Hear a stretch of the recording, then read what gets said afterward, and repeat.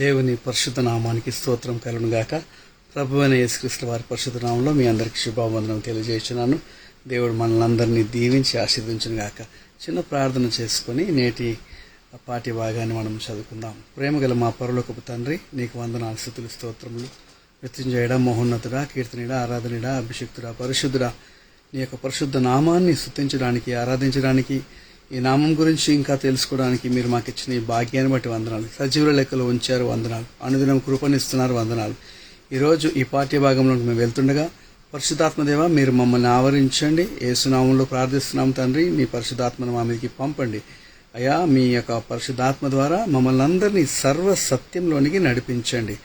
లేఖనాల విషయంలో మేము పొరపాటు పొందకుండా, పొరపాట్లు ఏమన్నా ఉంటే వాటిని సరిదిద్దుకొని మా జీవితాలు చక్కబెట్టుకొని ముందుకు సాగుటకు మాకు నేర్పించమని పరిశుద్ధాత్మదేవ మీ సహాయాన్ని మేము కోరుతున్నాం. తండ్రి దేవ, మీ సన్నిధి మాకు కావాలి. యేసయ్య, మీ కృప మాకు కావాలి.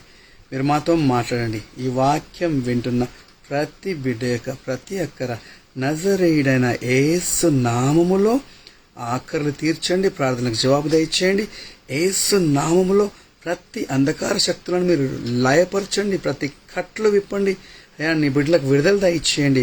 మీ పరిశుద్ధాత్మ శక్తి, ఉజ్జీవము ప్రతి బిడ్డకు దయచేసి మీ నామానికి మహిమ తెచ్చుకోవాల్సిందిగా అయ్యా, మీ యొక్క రాజ్యం ఇంకా విస్తరించుటకు సహాయం దయచేయమని మీ సన్నిధిని కోరుకుంటూ మా ప్రభువును ప్రియరక్షకుడైన యేసయ్య పరిశుద్ధ నామంలోనే ప్రతిమలాడి అడిగి వేడుకుంటున్నాము తండ్రి, ఆమేన్. దేవుని పరిశుద్ధ నామానికి స్తోత్రం కలుగునుగాక. యేసు మాట అను ఈ కార్యక్రమం, లేకపోతే యేసు ప్రభు యొక్క వాక్యాన్ని ధ్యానించే ఈ కార్యక్రమంలో నేను మార్కు సువార్త 10వ అధ్యాయము 28 నుండి 31 వరకున్న లేఖన భాగాన్ని నేను చదువుతాను. పేతురు, ఇదిగో మేము సమస్తమును విడిచిపెట్టి నిన్ను వెంబడించుతామని ఆయనతో చెప్పసాగెను. అందుకు యేసు ఇట్లనను, నా నిమిత్తమును సువార్త నిమిత్తమును ఇంటినైనను, అన్నదమ్ములనైనను, అక్కచెల్లెలనైనను, తల్లిదండ్రులనైనను, పిల్లలనైనను, భూములనైనను విడిచినవాడు ఇప్పుడు ఇహమందు హింసలతో పాటు 100 అంతలుగా ఇండ్లను, అన్నదమ్ములను, అక్కచెల్లెండ్రను, తల్లులను, పిల్లలను, భూములను, రాబోవు లోకమందు నిత్య జీవమును పొందునని మీతో నిశ్చయముగా చెప్పుచున్నాను. మొదటి వారు అనేకులు కడపటి వారగుదురు, కడపటి వారు మొదటి వారగుదురు అనెను. దేవుని పరిశుద్ధ నామానికి స్తోత్రం కలుగుగాక. దేవుని బిడ్డ, నువ్వు యేసు ప్రభుని ఇదివరకే నమ్మిన బిడ్డవైతే, నువ్వు పరిచర్యలో ఉన్నట్లయితే, నువ్వు యేసు ప్రభుని వెంబడిసిన బిడ్డవైతే, మంచి విశ్వాసమైతే, ఇప్పుడు మాట్లాడుకోబోయే మాటలు నీకు అనేకమైన విషయాల్ని బోధిస్తాయి. ఈ వాక్యం ధ్యానిస్తున్నప్పుడు పరిశుద్ధాత్మ దేవుడు నాకు అనేక విషయాలు బయలుపరిచాడు. మొట్టమొదటిగా ఇక్కడ వాక్యం మనం చూసినట్లయితే మార్కు సువార్తలో మరి అక్కడ ఏమని రాసిందంటే, మరి 28వ వచనము 10వ అధ్యాయం 20వ వచనంలో ఏమంటుందంటే, పేతురు అంటున్నాడు యేసయ్యతో, ఇదిగో మేము సమస్తమును విడిచిపెట్టి నిన్ను వెంబడించుతామని ఆయనతో చెప్పసాగాను. యేసయ్యతో ఏం చెప్తున్నాడు? మేము మొత్తం వదిలేసామయ్యా నీకోసం అని చెప్తున్నాడు. అంతకుముందు వాక్యాలు మనం నేర్చుకోవడం ఏంటంటే, ధనవంతుడు దేవుని రాజ్యంలో ప్రవేశించుట దుర్లభము అంటున్నాడు. ఆస్తి గలవారు దేవుని రాజ్యంలో ప్రవేశించుట దుర్లభము అని యేసయ్య చెప్పాడు. అయితే ఎవరు వెళ్తారు పరలోకానికంటే? యేసుప్రభు అన్నాడు, ఉంటే ఆ సూది బెజ్జంలో నుంచి దూరి వెళ్తాదేమో కానీ ధనవంతుడు మాత్రం పరలోక రాజ్యం రావడం దుర్లభం అని చెప్పాడు. దుర్లభం అంటే అసాధ్యం అని చెప్తున్నాడు. అంటే సూది బెజ్జం అంటే మనం దారంతో సూదితో కుట్టే ఆదాని గురించి మాట్లాడలేదు, కానీ ఆయన యేసుప్రభుల వారి ముచ్చట చెప్తున్న ఆ స్థలంలో ఒంటె దూరిపోవడానికి చాలా కష్టతరమైన ఒక సూది బెజ్జం లాంటి ఒక స్థలం ఉండింది, ఒక గుమ్మం లాంటిది. అయితే దాన్ని ప్రభు దృష్టి పెట్టి ఆ సూది బెజ్జం లాంటి ఆ గుమ్మంలో నుంచి ఒంటె వెళ్తాదేమో కానీ కష్టపడి ధనవంతుడు వెళ్ళాడంటే, ధనవంతునికి పరలోక రాజ్యానికి వెళ్లకుండా ఆటంకపరిచేది ఏంటంటే ఆ ధనమే. ఎందుకంటే ధనం ఎక్కడుంటుందో మనసు ఎక్కడ ఉంటుంది. కాబట్టి మరి దేవుడు అంటున్నాడు, మరి ఎవరైనా సరే దేవునికి ధనానికి రెండింటికి దాసులు ఉండలేరు. ఎవరినైనా ఒకరిని పరిత్యజించాలా, ఎవరైనా ఒకరిని హత్తుకోవాలా. దేవుని పట్టుకుంటే ధనాన్ని వదిలేయాలా, ధనాన్ని పట్టుకుంటే దేవుని వదిలేయాలా అనే విషయాన్ని అక్కడ చెప్పారు. అయితే ఈ శిష్యులు అంటున్నారు, అయితే ఎవరు వెళ్తారు ప్రభువా, ఎవరు పరలోకానికి వెళ్తారు అంటే, కొద్దిగా గొప్ప ఆస్తి వాళ్ళ దగ్గర ఉంది కాబట్టి ఎవరు వెళ్తారు ప్రభు అంటే, యేసు ప్రభు అంటున్నారు, మనుషులకు ఇటువంటి విషయాలు అసాధ్యం, కానీ దేవునికి సాధ్యం. అబ్రహాముకు మిగిలి ఆస్తుంది, కానీ పరలోక రాజ్యానికి వెళ్ళిపోయాడు కదా. ఆ విషయం మాట్లాడు. ఇంకేమన్నాడంటే 27వ వచనంలో ఒక మాట అంటున్నాడు, యేసు వారిని చూచి ఇది మనుషులకు అసాధ్యమే, కానీ దేవునికి అసాధ్యము కాదు. దేవునికి సమస్తమును సాధ్యమైన, అంటే దేవుని దృష్టిలో ధనవంతులు కూడా పరలోక రాజ్యానికి వెళ్ళొచ్చు. యోబు ధనవంతుడు దేవుని రాజ్యానికి వెళ్ళాడు. ఎందుకు యోబు వెళ్ళగలిగాడు, ఎందుకు దావీదు వెళ్ళగలిగాడంటే వాళ్ళందరూ ధనము కన్నా ఎక్కువగా దేవుని ప్రేమించారు, ధనానికి రెండవ చోటునిచ్చి దేవునికి ప్రథమ స్థానాన్ని ఇచ్చారు, కాబట్టి వాళ్ళు పరలోక రాజ్యానికి వెళ్ళారు. కాబట్టి ఒకవేళ మనకు దేవుడు విస్తారమైన ధనం ఇచ్చిండేమో, వసతులు ఇచ్చాడేమో, సౌకర్యాలు ఇచ్చాడేమో, వాహనాలు, లేకపోతే ఆస్తులు, స్థలాలు, పొలాలు, మరి మంచి ఉద్యోగాలు, బంగారము, వెండి, ఇంకా ఏమేమి ఇచ్చాడు మనకు దేవుడు, వాటిని బట్టి దేవుని కంటే వాటిని ఎక్కువ ప్రేమించదు సుమా. దేవునిని మాత్రమే మనం ప్రేమించాలి. అయితే ఆ మాటనగానే 28వ వచనంలో పేతురు గారు అంటున్నారు, అయ్యా ప్రభువా, ఆ విషయం అయితే మేము సమస్తం వదిలేసాం కదా, మా దగ్గర ధనం అయితే లేదు ఇప్పుడు అంటున్నాడు. ఇంతకుముందు ఏమో ఎవరు వెళ్తారు ప్రభువా, ధనవంతులు వెళ్ళడం దుర్లభమని యేసు ప్రభు చెప్పగానే అప్పుడు ఎవరు వెళ్తారు ప్రభు పరలోకానికి అంటే ప్రపంచం గురించి ప్రశ్న వేశాడు. చాలా మంది మనుషులు ఏదో కొంచెం డబ్బు కలిగి ఉంటారు కదా, ఆ డబ్బు ఉంటే మరి పరలోకానికి వెళ్ళలేరా అని అడిగాడు పేతురు. అయితే యేసు ప్రభు ఏం చెప్పారంటే మనుషులకు అసాధ్యం కానీ దేవుడికి సమస్తం సాధ్యమని చెప్పాడు. తర్వాత ఇప్పుడు పేతురు అంటున్నాడు, తన ముచ్చట చెప్తున్నాడు, అయ్యా మరి మేమైతే సమస్తం వదిలేశాం, మేము నీ వెనకాలే వస్తున్నాం. చూడండి దేవుని బిడ్డలారా, ఈ 2 విషయాలు చాలా ప్రాముఖ్యమైన విషయం. నువ్వు దేవుని పిలుపులో ఉన్న బిడ్డవైతే మనము దేవుని కొరకు ఆయన వదిలేయాల. అబ్రహామును దేవుడు స్థలం వదిలేయమన్నాడు, బంధువులను వదిలేయమన్నాడు, ఆ దేశాన్ని వదిలేయమన్నాడు, నిన్నే గొప్ప దేశంగా మారుస్తా అని చెప్పాడు. ఏమీ లేని అబ్రహాముని జనములకు తండ్రిగా మార్చేశాడు దేవుడు. కాబట్టి దేవుడు వద్దన్నప్పుడు వదిలేస్తే ఆ ఉద్దేశం ఏంటంటే ఇది వద్దు కానీ ఇంకొకటి ఇంకా మంచిది ఇస్తా అని అర్థం. అంతేగాని నువ్వు దౌర్భాగ్య స్థితిలో ఉండి దరిద్రమైన స్థితిలో ఉండి బ్రతకాలనేది ఆయన చిత్తం కాదు, ఆయన పిలుపు కాదు. దేవుని సేవకుడు అంటే, దేవుని నమ్ముకున్న పిల్లలంటే దరిద్రుడు చిన్నిపోయిన బట్టలు వేసుకుని తిరగాలని ఆయన ఉద్దేశం కాదు. కొరింథీ పత్రికలో రాసింది ఏమనంటే 2వ కొరింథీలో 8:9 ఏముంటుందంటే, ఆయన ధనవంతుడైండి మన నిమిత్తము తన దారిద్ర్యం వలన మనము ధనవంతులు కావాలని ఆయన మన నిమిత్తము దరిద్రుడు ఆయన అని రాసింది. కాబట్టి మరి ద్వితీయోపదేశకాండం 8:18 ఏమన్నాడంటే, మీరు భాగ్యము సంపాదించుకున్నట్లు నేటికి మీ పితరుల మీతో నిబంధన స్థిరపరచువాడు ఆయనే అంటాడు. కాబట్టి పితరులతో ఎలాగ నిబంధన చేశాడో, అబ్రహాం, ఇస్సాకు, యాకోబులతో ఎలాగ వాళ్ళని ధనవంతులుగా చేశాడో అటువంటి నిబంధన మీతో కూడా చేయాలని ఆశపడుతున్నాడు. అంటే సాధారణంగా మనం ఇట్లాంటి విషయాలు మాట్లాడుకున్నప్పుడు ఇది ప్రాస్పరిటీ గాస్పెల్ అనుకుంటాం, లేకపోతే ఇదేది ధనం గురించి మాట్లాడుతున్నాం. బైబిల్లో దేవుని వాక్యంలో దేవుడిచ్చే ధనం గురించి రాసింది. అబ్రహాంకు ధనం ఇచ్చాడు, యోబుకు ధనం ఇచ్చాడు, దావీదుకి ఇచ్చాడు, సొలొమోనుకి ఇచ్చాడు, ఇంకా అనేక మంది ప్రవక్తలు ధనం కలిగి ఉన్నారు, దేవుడిచ్చాడు. ధనము కలిగి ఉండడము ఆశీర్వాదం అని చెప్పొద్దు, కానీ ధనం లేకపోతే అది భక్తిహీనతను కూడా మనం చెప్పలేము. కానీ యెహోవా ఇచ్చే ఆశీర్వాదం గురించి నేను మాట్లాడుతున్నాను. ఎందుకంటే జ్ఞానం కలిగి ఉన్న దగ్గరికి, నీతి కలిగిన దగ్గరికి ధనం వస్తుందని వాక్యం చెప్తుంది. అయితే ఇక్కడ ఏమంటున్నాడంటే నా నిమిత్తం నువ్వు కొన్ని వదులుకోవాలని చెప్తున్నాడు. నువ్వు ప్రభువుని నమ్మినప్పుడు నువ్వు ఒక అన్య కుటుంబంలోనికి వచ్చావనుకో, ప్రభువుని నమ్మినందుకు అందరిని ద్వేషిస్తారు. నీ తల్లి కావచ్చు, తండ్రి కావచ్చు, సహోదరులు కావచ్చు, బంధువులు కావచ్చు, ద్వేషిస్తారు. నీ ఆస్తిపాస్తులు నీకు ఇవ్వమని చెప్తారు, నేను వారసత్వంలో నుంచి గెంటేస్తారు. ఆ సమయంలో యేసయ్య అంటున్నాడు, ఒకవేళ నన్ను బట్టి నీవేమైనా పోగొట్టుకుంటే అనే మాట 29వ వచనంలో అంటున్నాడు. అందుకు యేసు ప్రభు ఏమంటున్నాడంటే, అందుకు యేసు ఇట్లనను నా నిమిత్తమును సువార్త నిమిత్తమును. 2 విషయాలు. యేసు ప్రభువును నమ్మినందుకు కొన్ని కోల్పోతావు, నువ్వు సువార్త కొరకు అడుగు ముందుకేసినప్పుడు కూడా కొన్ని కోల్పోతావు. కాబట్టి యేసు ప్రభు అంటున్నాడు, నా నిమిత్తమును సువార్త నిమిత్తమును ఇంటినైనను, బాగా వినండి, ఇంటినైనను, అన్నదమ్ములనైనను, అక్క చెల్లెండ్రనైనను, తల్లిదండ్రులనైనను, పిల్లలనైనను, భూములనైనను విడిచినవాడు. యేసుప్రభు నమ్మినందుకు చాలా సాక్ష్యాలు మనం విన్నాము. వాళ్ళ ఇంట్లో నుంచి గెంటేసినట్టుగా, ఆస్తులు ఇవ్వమని తృణీకరించినట్టుగా. దేవుని బిడ్డ, నువ్వు యేసు ప్రభు యొక్క ముఖ్య ప్రియమైన బిడ్డవైతే అబ్రహాము దేవుడు ఎలా పిలిచాడో, ఈ స్థలం వదిలే, ఈ ఊరు వదిలే, ఇంకొక ఊరు ఇస్తా, నీకు దేశం ఇస్తా, నీ బంధువులను వదిలే, నీకు ఇంకా బంధువుల్ని ఇస్తా, నిన్నే గొప్ప జనంగా చేస్తా, I will make you a great nation అన్నాడు. ఎలా ఎలా గొప్ప జనంగా చేశాడు దేవుడు.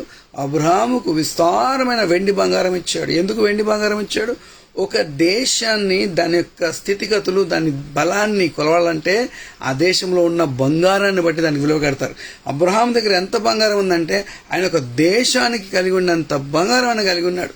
ఆయన పిల్లలు ముందుకు కొనసాగడానికి కావలసిన ధనం ఆయన దగ్గర ఉంది. అది ఇస్సాకు దగ్గరకు వచ్చింది, అక్కడి నుంచి అది యాకోబు దగ్గరకు వచ్చింది. దేవుని బిడ్డలారా, ఇదంతా కూడా దేవుడు తన పిల్లలను ఆ విధంగా పోషిస్తాడని మనం సూచిస్తున్నాడు. కాబట్టి అందుకు యేసీటను నా నిమిత్తమును స్వార్థ నిమిత్తమును నువ్వేది పోగొట్టుకున్నా ఏమంటున్నాడంటే అది 30వ వచనంలో ఇప్పుడు ఇహమందు, దాంతోపాటు ఏమంటున్నాడు, హింసలతో అంటున్నాడు. కాబట్టి యేసుని నమ్మినందుకు నీకు వచ్చేది మొదట ఏంటంటే హింస. తర్వాత నీవు యేసుని నమ్మినందుకు బంధుత్వాలు పోగొట్టుకుంటున్నావు. యేసుని నమ్ముకున్నందుకు నువ్వు చరస్థిరాస్తులు పోగొట్టుకుంటున్నావు, వారసత్వాన్ని పోగొట్టుకుంటున్నావు. ఈ లోక రీతిగా తల్లిదండ్రుల మధ్యలో, మరి కుటుంబం మధ్యలో.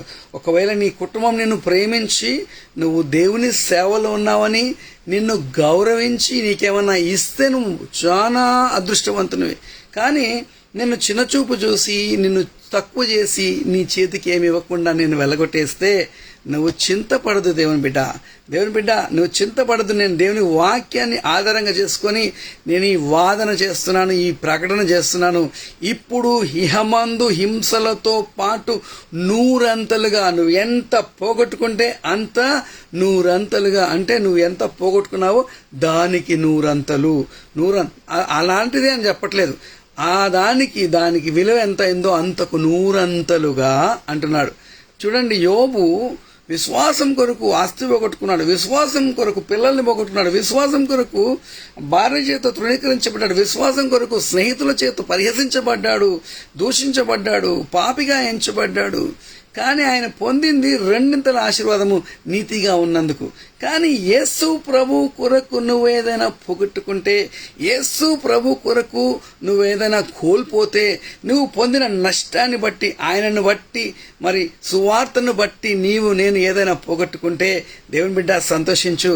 ఎందుకనంటే ఇక్కడ దేవుడు అంటున్నాడు, యేసయ్య అంటాడు, ఇప్పుడు ఇహమందు హింసలతో పాటు, దీంతో పాటు హింస కూడా ఉంటుంది. ఎందుకంటే సొంత వారు పరిహసించడం, తృణీకరించడం, పరిత్యజించడం మాత్రమే కాదు, అన్యులు కూడా, లేకపోతే సేవా స్థలములో నువ్వు సేవలో ఉన్నందుకు కొంతమంది నీకు వ్యతిరేకులు అవుతారు.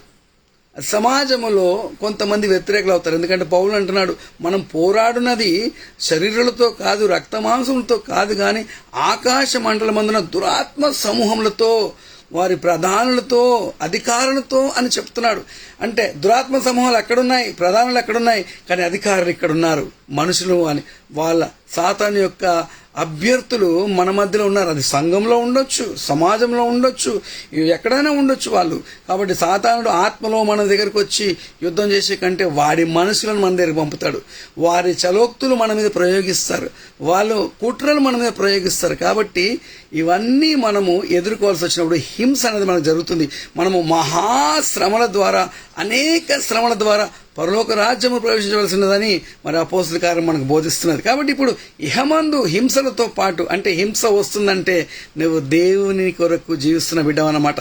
నీవు క్రీస్తుని బట్టి నిందించబడితే, మత్తయి 5:11 వాక్యం చెప్తుంది, నా నిమిత్తము జనులు మిమ్మల్ని నిందించి, హింసించి, మీ మీద అబద్ధములాడి చెడ్డ మాటలు ఇలా పలుకున్నప్పుడు సంతోషించి ఆనందించి పరలోకమందు మీ ఫలము అధికమగును అంటున్నాడు. తప్పకుండా మనుషులు హింసించే పరిస్థితి వస్తుంది.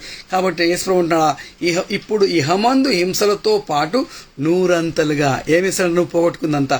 ఇండ్లను, అన్నదమ్ములను, అక్క చెల్లెండ్రను, తల్లులను, పిల్లలను, భూములను, రాబోవు లోకమందు నిత్య జీవమును పొందునని మీతో నిశ్చయముగా, అంటే verily verily I say unto you, అంటే అది దేవుని ఆర్డర్, గాడ్స్ ఆర్డర్.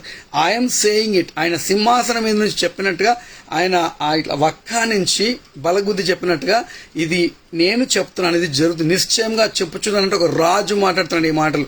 ఒక అధికారి, ఒక ప్రభుత్వం చేసే ఒక నాయకుడు, ప్రభువు నీ కొరకు ఈ మాట చెప్తుంది. నువ్వు నిశ్చయంగా పొందుకుంటావు దేవుని బిడ్డ. నువ్వు పోగొట్టుకుంది ఏదైనా సరే 100 అంతలు పొందుకుంటావు. యేసు నామములో నువ్వు పోగొట్టుకుంది మళ్ళీ 100 అంతలు పొందుకుందువు గాక. నేను తృణీకరించిన వారు మళ్ళీ వెతకుంటూ రావాలి నీ దగ్గర. యోబుకు దూరంగా ఉన్న వాళ్ళు, తన యొక్క అన్నదమ్ములు, అక్కజేళ్ళందరూ పరిగెత్తుకుని వచ్చారు మళ్ళీ ఆయనని కలవడానికి. దేవుని బిడ్డలారా, అందరూ వెనక్కి వస్తారు, నువ్వు మాత్రం దేవుని కొరకు బలంగా జీవించాలా, గట్టిగా ఆయన కొరకు నిలబడాలా. కాబట్టి ఇవన్నీ కూడా ప్రభువు నూరంతగా నీకు ఇస్తానని ఆశపడుతున్నాడు. ఆయన చిత్తం అలా రాసి పెట్టాడు. కాబట్టి నువ్వు నమ్ము, నీ జీవితంలో నీ సేవ అభివృద్ధి అవుతుంది, నీ కుటుంబం అభివృద్ధి అవుతుంది, నీ పిల్లలు బాగవుతారు, నీ యొక్క ఉద్యోగంలో నువ్వు చక్కగా రాణిస్తావు, నీ చదువుకునే చదువులో రాణిస్తావు, నీవు తోకగా ఉండవు కానీ తలలాగా ఉంటావు. అది దేవుడిచ్చిన పిలుపు. అబ్రహామును దేవుడు పిలిచాడు. ఎందుకంటే ఆయనను పిలిచి ఎలా ఆశీర్వదించాడో, ఎలా అభివృద్ధి పరిచాడో మనం చూసి మనం కూడా అటువంటి పిలుపును పొందుకొని ముందుకు సాగాలని. అందుకే యేసు ప్రభువు అంటాడు, ఎవడైనా నువ్వు నన్ను వెంబడించకూరినట్లయితే తను తాను తృణీకరించుకొని ఏం చేయాలి, సిలువనెత్తుకొని నా వెనకాల రావాలని చెప్తున్నాడు. దేవుని బిడ్డ అంటే నీ కొరకు ఆలోచించకు, ప్రభువు సేవ కొరకు ఆలోచించు, ప్రభు యొక్క చిత్తం కొరకు ఆలోచించు. మీరు దేవుని రాజ్యాన్ని, నీతిని మొదట వెతికినప్పుడు అప్పుడు ఇవన్నీ మీకు అనుగ్రహించబడి అంటున్నాడు. కాబట్టి దేవుని యొక్క సేవలో, పరిచర్యలో నిన్ను ఉపవాసం ఉంచాలనే ఉద్దేశం కాదు. ఖచ్చితంగా నీకు సాయం చేస్తాడు, కానీ కొన్ని శ్రమలు వస్తాయి, దాని కొరకు నిలకడగా జీవించు అని చెప్తున్నాడు. 31వ వచనం చూద్దాం. యేసు ప్రభు ఒక మాట అన్నాడు. ఏమన్నాడంటే, మొదటి వారు అనేకులు కడపటి వారగుదురు, కడపటి వారు మొదటి వారగుదురు అని యేసయ్య చెప్పాడు. ఈ మాటలు ఎందుకు చెప్పాడనంటే, మరి మీరు పోగొట్టుకున్నప్పుడు కొంతమంది ఏమనుకుంటారంటే, మేము సంపాదించుకున్నాము, మేము బాగా కలిగి ఉన్నాము, మమ్మల్ని మెంచినో లేరు, మాకెంత బంగారం ఉంది, మాకెంత భూమి ఉంది, మాకెంత పేరుంది అని మురిసిపోతున్నారేమో. దేవుని బిడ్డ, అది లోకములో ఆ లోక చర స్థిరాస్తులను బట్టి, లోకంలోకి వెళ్ళిన తాత్కాలిక సుఖభోగములను బట్టి, ఐశ్వర్యాలను బట్టి వాళ్ళు అతిశయిస్తున్నారేమో. కానీ వాళ్ళందరూ కడపటి వారు అవుతారు. ఇప్పుడు మరి ప్రభు కొరకు ఆస్తులు పోగొట్టుకొని, ఆస్తులు పొందలేని పరిస్థితి, ఇండ్లు లేని పరిస్థితి, బంధువులు లేని పరిస్థితి, అలాంటి వారందరూ కూడా మరి కడపటి వారుగా ఉన్నవారు మొదటి వారు అవుతారని చెప్తున్నాడు. అంటే మొదట అందరికీ మంచిగా కనిపించిన వాళ్ళు తర్వాత కనుమరుగైపోతారని చెప్తున్నాడు. ఈ మాటలో మర్మం ఉంది. దేవుని బిడ్డ, నువ్వు ప్రభువుని వెంబడించే బిడ్డవైతే, యేసు ప్రభు యొక్క మరి రక్షణను పొందిన బిడ్డవైతే, ప్రభువుని కొరకు చనిపోయిన విశ్వసించిన బిడ్డవైతే, నీ జీవితంలో మరి నువ్వు వెనకబడ్డట్టుగా కనిపిస్తున్నావేమో. నిన్ను వెనకబడిన నిన్ను తరగతిలో ఉన్నవాడిగా ఉన్న దానిగా నిన్ను మనుషులు చూస్తున్నారేమో. కానీ లేఖనాలు చెప్తున్నాయి, సాక్షాత్తు యేసు ప్రభుల వారు చెప్తున్నారు, నువ్వు కడపటి స్థితిలో ఉన్న వ్యక్తివి మొదటి స్థితికి వచ్చేస్తావు. మొదటి స్థితిలో గర్వించే వాళ్ళు, విర్రవీగే వాళ్ళందరూ కూడా కడపటి స్థితికి వెళ్ళిపోతారు అని చెప్తున్నాడు. ఎలా వెళ్ళిపోతారంటే, ప్రకటన గ్రంథంలో 2వ అధ్యాయంలో ఎఫెసీ సంఘంతో దేవుడు మాట్లాడుతున్నాడు. ఏమని మాట్లాడుతున్నాడంటే, ఆయన అంటున్నాడు, ఆ మాట చూద్దాము. ఎఫెసీ సంఘము ఏ విధముగా యేసు ప్రభు యొక్క మరి ఆ దృష్టిని మరి ఆకర్షించిందో మనం చూద్దాం. ఇక్కడ ఏమంటున్నాడంటే దేవుని వాక్యంలో, ఎఫెసీ సంఘం యొక్క బలహీనతలు, బలాలు, మరి ఎఫెసీ సంఘం యొక్క పరిస్థితిని బట్టి ప్రభువు కూడా ఉగ్రుడై ఆ సంఘాన్ని గద్దించినట్టుగా మనం చూస్తున్నాం. 2వ అధ్యాయం మొదటి నుంచి చదువుతున్నాను. ఎఫెసులో ఉన్న సంఘపు దూతకు ఇలాగు వ్రాయము, 7 నక్షత్రములు తన కుడి చేత పట్టుకొని 7 దీపస్తంభముల మధ్య సంచరించేవాడు చెప్పు సంగతులు ఏవనగా, నీ క్రియలు, నీ కష్టమును, నీ సహనమును నేను ఎరుగుదును. దేవుడు మాట్లాడేటప్పుడు మొదట పాజిటివ్స్, మంచి విషయాలు మాట్లాడుతూ ఇవన్నీ బాగా ఉన్నాయి, కానీ కొన్ని తప్పులు కూడా ఉన్నాయి, సరి చేసుకొని ఒక జెంటిల్ వాయిస్, ఒక సున్నితమైన స్వరంతో మాట్లాడుతున్నాడు. చూడండి ఏమంటున్నాడు, ఇవన్నీ నేను ఎరుగుదును అంటున్నాడు. నీవు దుష్టులను సహింపలేదనియు, అపోస్తలులు కాకే తాము అపోస్తలమని చెప్పుకొను వారిని పరీక్షించి వారు అబద్ధికులని నీవు కనుగొంటి అనియు. ఏమంటున్నాడు ఎఫెసు సంఘము దేవుని కొరకు సహిస్తుంది, కష్టపడుతుంది, మంచి క్రియలు కలిగి ఉన్నది, ఆ సంగతి బాగుంది. అలాగే దుష్టులు ఎవరో వెంటనే పట్టేస్తుంది. బుద్ధివాక్యవరం, జ్ఞానవాక్యవరం లాంటి మంచి వరాలు అక్కడ ఉన్నాయి. ఎవరు ఆత్మను విభజించే వరం ఎఫెసు సంఘంలో ఉంది. కాబట్టి అలా అందరినీ గుర్తుపట్టేసి అపోస్తలులు కానివారు, ఈ రోజుల్లో చాలా మంది నేను అపోస్తలురాల్ని, నేను ప్రవక్తనని చెప్పుకుంటున్న వాళ్ళు లేకపోలేదు. దేవుని బిడ్డ, అలా చెప్పడంలో తప్పు కాదు, నిజమైతే చెప్పడంలో తప్పులేదు. కానీ కాకయే మనము లేనిది బోర్డులు పెట్టుకొని నేను ఫలానా అని చెప్పుకుంటే అది దేవుని నామనామం రచన అవుతుంది. ఎందుకంటే నేను ప్రవక్తనని బోర్డు పెట్టినప్పుడు అందరూ నేనేమో చెప్తానని నా దగ్గరికి వస్తారు. వచ్చినప్పుడు నేను ప్రవక్తను కాబట్టి అలా పెట్టుకుంటాను కాబట్టి ఏదోటి చెప్పకపోతే వాళ్ళు బాధపడతారని ఏదో నా భావోద్రేకంతో చెప్పానే అనుకో, అది నాకు మంచిది కాదు, అది నమ్మిన వాళ్ళకి మంచిది కాదు, దేవుని నామానికి మహిమ తీసుకొని రాదు.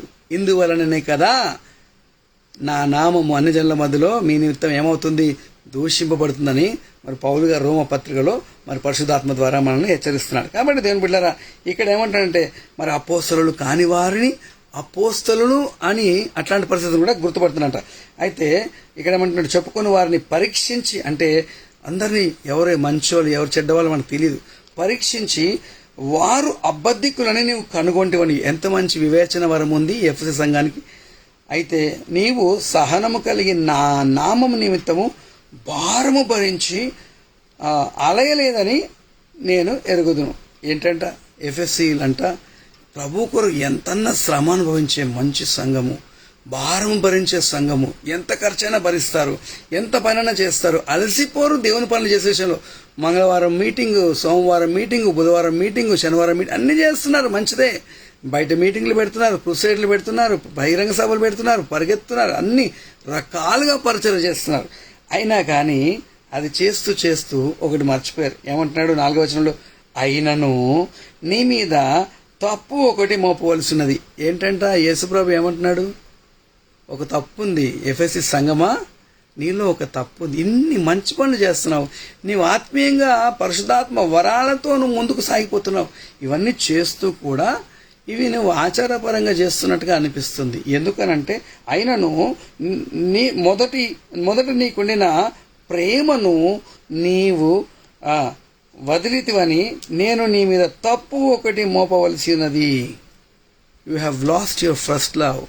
నీ మొదటి ప్రేమను నువ్వు వదిలేశావు, మరచితివి కాదు, వదిలేశావు. నీ మొదట నీకున్న ప్రేమను నీవు వదిలితివని, అంటే వదిలిపెట్టేశారు, అంటే ఇలా పట్టుకున్నారు, వదిలేశారు. అంటే అర్థం ఏంటి, బుద్ధిపూర్వకముగా నిర్లక్ష్య వైఖరితో ప్రభు కొరకు చేపట్టిన మొదటి ప్రేమను, ప్రభు నమ్మిన కొత్తలో వాక్యం ఎక్కువ చదివేయటం, ప్రభు నమ్మిన కొత్తలో వీళ్ళనంత మట్టుకు వ్యక్తిగతంగా ఇతరులకు సువార్త చెప్పడం, ప్రభు నమ్మిన కొత్తలో అనేకులను ప్రభు మందిరానికి నడిపించడం, ప్రభు నమ్మిన కొత్తలో ఆ ప్రభువును సంతోషపెట్టడానికి ఆయన స్తుతించడం, ఆరాధించడం, కొత్త కొత్త గీతాలు రాయడం, చక్కగా పాడటం, సంఘంలో సంఘ కాపరితో సంఘ పెద్దలతో మమేకమై అనేక మంచి కార్యాలు చేయడం.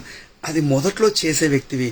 రాను రాను సంఘంలో భేదాలు మాట్లాడుతున్నావు, ఒకరి మీద ఒకరికి నిందలు ఇచ్చినట్టుగా ఇక్కడ ముచ్చట అక్కడ, అక్కడ ముచ్చట ఇక్కడ చెప్తున్నావు. లేకపోతే సంఘంలో సేవకుల గురించి, లేకపోతే పెద్దల గురించి, సభ్యుల గురించి ముచ్చట్లు పెడుతున్నావు. సంఘంకి ఇంతకుముందు ప్రభు కోరగానే ఆసక్తిగా వచ్చే వ్యక్తివి ఇప్పుడు సంఘానికి నువ్వు రాళ్ళు పట్టుకుని వస్తున్నావు. యోహాను సువార్త 8వ అధ్యాయంలో ఒక స్త్రీని పట్టుకొని రాళ్ళు తెచ్చారు, కొట్టి చంపుదామని. ఎక్కడికి? మందిరంలోకి తీసుకొచ్చారు.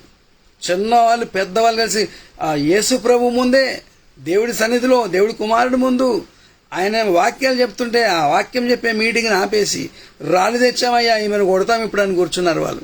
వాళ్ళ పాపం బయటపడితే పశ్చాత్తాపడకుండా పరిగెత్తిపోయారు, కానీ రాళ్ళు వదిలేసిపోయారు, కానీ పాపం వదిలేయలేదు. దేవుని బిడ్డ, ఈ రోజులో మనం ఎలాగున్నామంటే రాళ్ళైతే వదిలేస్తాం. ఈ పూటకైతే ఎవరిని హాని చేయట్లేదు, కానీ లోపటున్న పాపం వదిలిపెట్టట్లేదు. పరిశుద్ధాత్ముడు మనతో మాట్లాడుతున్నాడు. ఆ అతిక్రమణలు తుడిచివేయబడాలా, ఆ పాపాలు కడిగివేయబడాలా. కాబట్టి అది ఎలాగా మనం బుద్ధిపూర్వకంగా అది విడిచిపెడితే వర్ధిల్తామని వాక్యం చెప్తుంది. మనం ఒప్పుకుంటే నమ్మదగిన వాడు సమస్త దుర్నీతి నుంచి మనం పవిత్రపరచాలి. 1 యోహాను పత్రిక 1వ అధ్యాయం 7, 8, 9 వచనాల వాక్యం చెప్తుంది. కాబట్టి దేవుని బిడ్డలారా, మనం కడగబడాలి, దుర్నీతి నుంచి విడిపించబడాలి. ఎందుకంటే ఇక్కడ ఎఫెసీ సంఘం ఇన్ని చక్కటి పనులు చేస్తూ కూడా ఎఫెసీ సంఘం ఏమైపోయిందంటే మొదటి ప్రేమను మర్చిపోయింది. యేసు ప్రభు దృష్టిలో ఒక విషయంలో అది తూకం వేసినప్పుడు తక్కువగా కనిపించింది. మెనే టికెలు పార్సినని దానియేలు గ్రంథం 5వ అధ్యాయంలో మరి నెబుకద్నెజరు కొడుకు ఆ రాజు దేవుడి యొక్క తూకంలో తూకం వేయబడ్డప్పుడు ఎన్నో మంచి పనులు ఉన్నాయి, కానీ అవి సరిపోవట్లేదు. ఎందుకంటే దేవుడి యొక్క లెక్కలో తూకములో సరిగా సమతూలిగా లేకపోతే సరిగా తూగలేకపోయాడు. ఆ రాజు ఆ తూకంలో తక్కువగా కనిపించాడు. ఏమైంది? ఆ రాత్రికి రాత్రి ప్రాణం పోయింది, పరువు పోయింది, రాజ్యం పోయింది, తన పిల్లలు, తన కుటుంబం అంతా అతలాకుతలం అయిపోయి నాశనం అయిపోయారు. ఎందుకు కారణం అంటే దేవుని దృష్టిలో తక్కువగా కనిపించాడు. దేవుని బిడ్డ, మొదటి ప్రేమ అనేది మనము చేపట్టాలా. మనం వదిలిపెట్టాం, ప్రభు కొరకు చేసే వాళ్ళు వదిలిపెట్టాము. కొత్తలో అంత వాక్యాలు చెప్పేవాళ్ళము, అందరితో మాట్లాడేవాళ్ళము, దేవుని గురించి నిష్ఠగా ఉండేవాళ్ళము, కానీ మారిపోయాము. కొంతమంది ప్రతి ఆదివారం బల్ల ఉండే సహవాసానికి వెళ్లకుండా నెలకొకసారి బల్ల ఇచ్చే సంఘాలకు వెళ్తున్నారు. దేవుని బిడ్డలారా, ఈ మాట చెప్పడానికి నేను సిగ్గుపడట్లేదు, భయపడట్లేదు కూడా. వాక్యానుసారంగా చెప్తాను. యేసుప్రభు అన్నాడు, మీరు కూడుకున్నప్పుడల్లా నన్ను జ్ఞాపకం చేసుకుంటకై దీనిని చేయుడి అన్నాడు. అంటే కూడుకున్నప్పుడల్లా అంటే ప్రతి ఆదివారం కూడుకోవట్లేదా? ఆదివారం మాత్రమే కాదు, మిగతా మీటింగులో కూడా బల్ల ఆరాధన మనం చేయొచ్చు. ఎందుకంటే అది నెలకొకసారి చేయమని ఎక్కడా ప్రభు చెప్పలేదు. సంవత్సరానికి ఒకసారి చెప్తే మా సంఘంలో సభ్యుడు అని చెప్పుకునే ఆ మాట యేసుప్రభు ఎక్కడ చెప్పలేదు. పౌలు ఎప్పుడు అట్లాంటిది చేయదు. మీరు కూడుకున్నప్పుడు జ్ఞాపకం చేసుకుంటే దీన్ని చేయడని 1 కొరింథీ 11లో ఆ మొత్తం మనం చూస్తాం. దేవుని బిడ్డలారా, మనము దేవుని యొక్క లేఖనాలను సరిగా చేపట్టి వాటి గురించిన సరియైన బోధ మనము బోధించాలి. మన బోధకు ఆడంబరం లేకపోవచ్చు. మన బోధ ఆ లైట్లతో, ఈ మధ్యలో సంఘాలలో లైట్ ఇలా మెరుస్తూ ఉన్నాయి. ప్రభులో లేనప్పుడు మనము చూసిన కార్యక్రమాలు, డిస్కో లైట్లు, డాన్స్ లైట్లు అలాగే సంఘంలో పెడుతున్నారు. అలా పెట్టినంత మాత్రాన పరిశుద్ధాత్ముడు పనిచేస్తాడా? దేవుని బిడ్డ, నువ్వు లైట్లు పెట్టి, డిస్కోలు పెట్టి, ఆ రంగురంగులుగా ఆ డ్రగ్స్ తీసుకునే వాళ్ళు ఆడుకునే నాట్యాలలాగా సంఘంలో రంగులు మారిస్తే పరిశుద్ధాత్ముడు పనిచేస్తాడా? ఆ లైట్లను చూసి ఎవరైనా యేసుప్రభుని నమ్ముకుంటారా? అది నువ్వు సంతోషపెట్టడానికి లైట్లు పెట్టావు, నీకు ఫండ్ ఎక్కువైపోయింది కాబట్టి ఈ పని చేస్తున్నావు. సంఘంలో డబ్బులు ఎక్కువన్నాయి కాబట్టి లైట్లు పెట్టేసి ఆ వాక్యం చెప్తుంటే, పాటలు పాడుతుంటే ఈ లైట్లు ఒకటే మార్చేస్తుంటారు. ఏంటది? లోకం కాదు, సినిమా థియేటర్ కాదు అది, లేకపోతే లోకంలో ఒక క్లబ్ లాంటిది కాదు. అది తెచ్చి సంఘంలో పెట్టేస్తున్నారు. డబ్బులు ఎక్కువైతే ఇలా చేస్తారు. అనేకమైన సంఘాలు, పాస్టర్స్ చెప్పులు సరిగా లేక, వస్త్రాలు సరిగా లేక, ఒక పూట భోజనం లేక అయినా సేవ చేస్తున్నారు. వాళ్ళు ఆ డబ్బులు వాళ్ళకి ఇస్తే వాళ్ళు చక్కగా సేవ చేసుకుంటారు. ఆ కొండల్లో, దీవుల్లో, అడవుల్లో వాళ్ళు చేస్తున్నారు సేవ. వాళ్ళని చంపుతున్నారు. ఒంటరిగా ఉంటారు, సైకిల్ కూడా ఉండవు వాళ్ళకి. ఎక్కడ వెళ్ళాలంటే రాత్రి ఇంటి మీద పడి చంపేస్తున్నారు. దేవుని బిడ్డలారా, వాళ్ళు చేస్తున్నారు సేవ. పట్టణాల్లో జరిగే ఘోరమైన పాపాలు ఇవి. దేవుని బిడ్డలారా, మొదటి ప్రేమను మర్చిపోయిన స్థితి. చాలా మంది ఈ స్థితిలో ఉన్నారు. కాబట్టి మొదటి వారు అనేకులు కడపటి వారు అవుతారు. అందుకే అన్యులు అనేక మంది ఇప్పుడు కడపటి వారుగా కనిపిస్తున్నారు. వాళ్ళు దేవుని రాజ్యంలోకి వస్తారు. వ్యభిచారులు వస్తారు, తాగుబోతులు వస్తారు, తిరుగుబోతులు వస్తారు, శిలువ మీద దొంగ లాంటి వాళ్ళు. మరి ప్రభుతో ఉన్న యూదా ఇస్కరియోతు యేసుప్రభుని అమ్మేశాడు. ప్రభుతో ఉన్న పేతురు, ఆయన ఎవరో నాకు తెలియదని 3 సార్లు బొంకేశాడు. శిష్యులందరూ ఆయనతో కూడా ఉన్న వాళ్ళు ఆయన పెట్టిన భోజనం తిని, ఆ రొట్టెలు తిని, ఆయన ద్వారా అనేకమైన అద్భుతాలు చూసి ఆయన శక్తిని పొంది వీళ్ళ అద్భుతాలు చేసి కూడా గెత్సేమనే తోటలో పారిపోయారండి ఆయన వదిలేసి. కానీ దొంగ మాత్రం అందరి ముందు వాళ్ళు పరిహసిస్తుంటే, దూషిస్తుంటే, నిందిస్తుంటే ఈయన నిజంగా ఏ తప్పు చేయలేదని చెప్పాడు. వాళ్ళందరూ వీడు వాడు అని యేసుప్రభుని పరిహసిస్తూ సంబోధిస్తుంటే వాళ్ళందరి మధ్యలో ఆ దొంగ అంటున్నాడు, కుడి ప్రక్కన దొంగ, ఈయన ఏ నేరము చేయలేదు అంటున్నాడు. మేమైతే తగిన శిక్ష భరిస్తున్నాం, ఎందుకంటే మేము తప్పులు చేశాం కాబట్టి, సిలువ వేయబడ్డ మేము బందిపోట్లం, దొంగలం. కానీ ఈయన ఏ నేరము చేయలేదు అంటున్నాడు. సిలువ మీద ఈయన నీతిమంతుడు అని చెప్పబడ్డ వ్యక్తి యేసుప్రభు ఒక్కడే. అది ఒక దొంగ చెప్పాడు సాక్ష్యం. ఎందుకంటే దొంగకు తెలుసు కదా, దొంగ స్వభావం అతనికి తెలుసు కదా. అతనిలాగా లేడు యేసుప్రభు. దొంగలకి ఏముంది, విడిపోతే, దిగిపోతే, పారిపోతే బతికిపోవచ్చు అని దొంగలు అనుకుంటున్నారని. యేసుప్రభు అలా కాదు. వీళ్ళని క్షమించు ప్రభా, వీళ్ళు ఏం చేస్తారని తెలియదు అంటున్నాడు. అనగానే ఈ దొంగకు మనసు మారిపోయింది. ముందు పరిహసించిన తర్వాత తప్పు తెలుసుకున్నాడు. ఏమంటున్నాడు? అయ్యా, నీ రాజ్యంలో జ్ఞాపకం చేసుకుంటే యేసుప్రభు ఉన్నాడు, నేడు నీవు నాతో కూడా పరదేశంలో అని చెప్పాడు. కడపటి వాడిగా ఉన్న దొంగ మొదటివాడిగా మారాడు. మొదటివారిగా ఉండవలసిన ఆ శాస్త్రులు, పరిసయ్యులు, సన్నిధిని సభలోని ఆ సద్దూకయ్యులు, పరిసయ్యులు, పునరుత్థానము నమ్మని వారు వీళ్ళంతా ఏమైపోయారు? కడపటి వారు అయిపోయారు. దేవుని బిడ్డలారా, పుట్టుకతో నేను క్రైస్తవునని కొంతమంది గర్వపడుతుంటారు. యేసు ప్రభు దృష్టిలో నువ్వు మొదటి వాడవా, కడపటి వాడవా? కాబట్టి మన జీవితాన్ని మరి ఆ మొదటి ప్రేమను కలిగి ఉన్న జీవితాలుగా ప్రభు మార్చాలని మన ప్రార్థన. దేవుని బిడ్డ, ఒకవేళ ఈ సందేశం ద్వారా మరి నేనైతే నమ్ముతున్నాను దేవునితో మాట్లాడుతున్నాడని నేను గనుక మరి ఈ సందేశాన్ని విశ్వసిస్తే నాతో కూడా ప్రార్థించు. నేను నీ బలహీనత కొరకు ప్రార్థన చేస్తాను. తప్పకుండా యేసయ్య నిన్ను విడిపిస్తాడు. ఇక నుంచి మొదటి ప్రేమను కలిగి మనం ముందుకు సాగుదాం. మనం కడపటి వారం కాకూడదు, మొదటి వారం ఉండాలి. పౌలు అంటున్నాడు, నేను అనేకులకు బోధించి భ్రష్టుడని అయిపోతానేమోనని నా శరీరాన్ని నేను నల్లగొట్టుకుంటున్నాను అంటున్నాడు. ఉపవాసాల ద్వారా ఆ శరీరాన్ని నల్లగొడుతున్నాడు. ఎక్కడ గర్వపడకుండా ఆ శరీరాన్ని నలుగొట్టేసుకుంటున్నాడు. ఎందుకంటే ఆయన ఆత్మ బలంగా ఉండాలా, ఆయన పడిపోకూడదు, చెడిపోకూడదని జాగ్రత్త పడ్డాడు.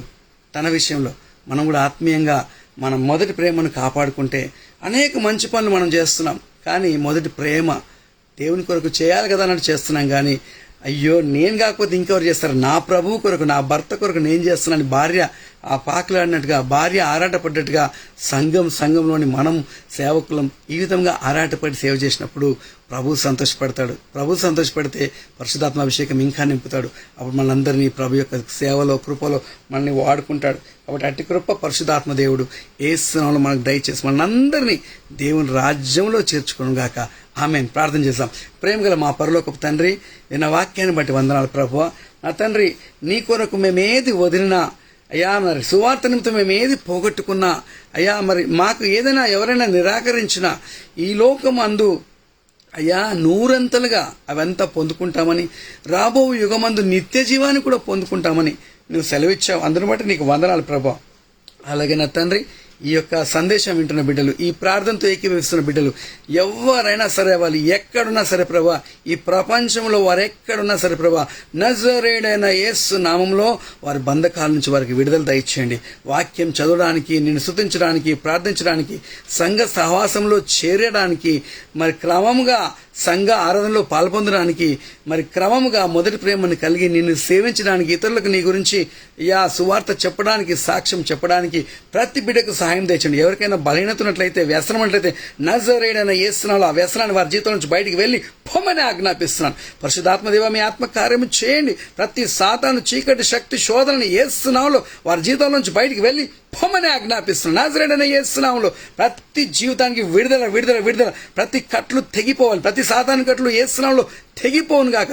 ప్రతి కుటుంబంలో నెమ్మది, సంతోషం, భార్యాభర్తల మధ్యలో సమాధానం దయచేయండి. చదువుకునే పిల్లలకు మీ జ్ఞానము, ఏకాగ్రత దయచేయండి. చెడ్డ స్నేహితులను దూరపరచండి, చెడ్డ వ్యసనాలు, వ్యామోహాలు దూరపరచండి ప్రభా. నీ బిడ్డల్ని పరిశుద్ధపరచండి తండ్రి. అయ్యా, ఎవరైనా ఆసుపత్రిలో కానీ అయ్యా ఎక్కడైనా మరి మరణశయ్య మీద పడుకున్నట్లయితే వారిని యేసు నామములో లేపండి. నీ యొక్క పునరుత్థానపు శక్తి ఇప్పుడే వారిలోనికి ప్రవేశించి వారిని స్వస్థపరచును గాక.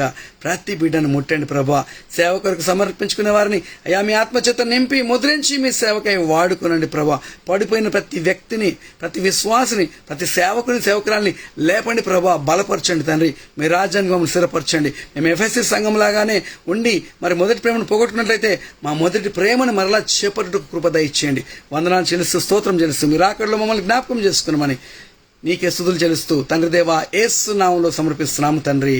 Amen, amen, amen. దేవుడు మనల్ని అందరినీ దీవించి ఆశీర్వదించును గాక. God bless you.